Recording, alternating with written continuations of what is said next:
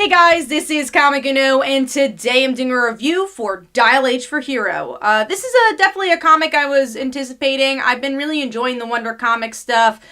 Been pleasantly surprised by Wonder Twins, Naomi, Young Justice for me being the weaker one, surprisingly, because Young Justice is like my fandom. I love that team.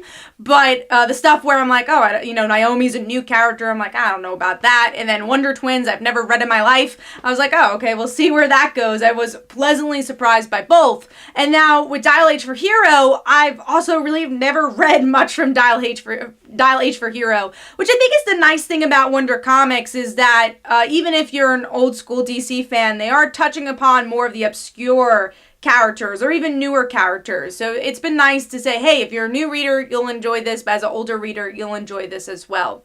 And with Dial H for Hero, we get to see a new character, Miguel. He kind of has your classic superhero origins because his family, his parents die, but also it opens up with him having a near-death experience and saying that was kind of the craziest day of his life, because that was the time he got to meet Superman. Like, how do you top that?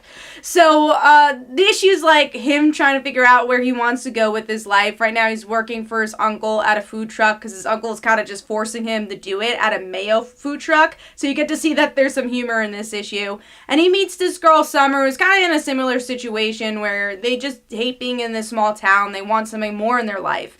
And Miguel gets that. He gets the Dial H for Hero phone and he dials H. And the superhero he becomes is Monster Truck, where it's a 90s Rob Liefeld type hero. And he's like, whoa, what just happened? And then the cliffhanger is that somebody might be looking for him now that the Dial H phone is there again, now that he has it. And Summer and Miguel kind of go off not knowing how to drive and goes off to have this road trip with the Mayo truck. So what are their adventures going to look like? We'll have to see. This is a miniseries, which I kind of like because it's going to be hopefully a tighter narrative because of it.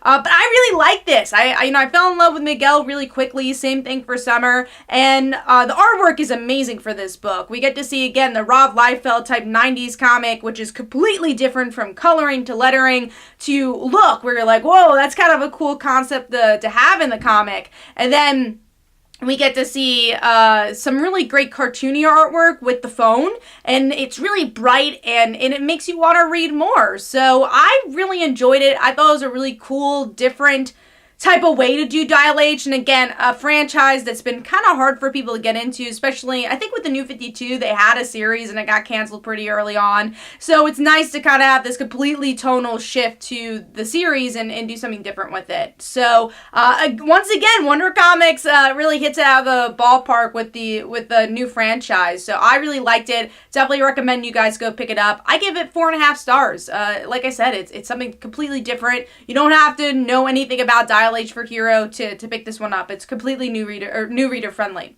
So hopefully you guys enjoyed. This is Comic Uno. Definitely go follow my Twitter and Facebook page. My comic books you could go check out, like Father Like Daughter and They Call Her the Dancer. And every Tuesday on Comic Frontline we have Frontline Live, where we discuss our favorite comic books and comic book news. So be sure to check that out as well. So hopefully you guys enjoyed, and I'll see you later. Bye.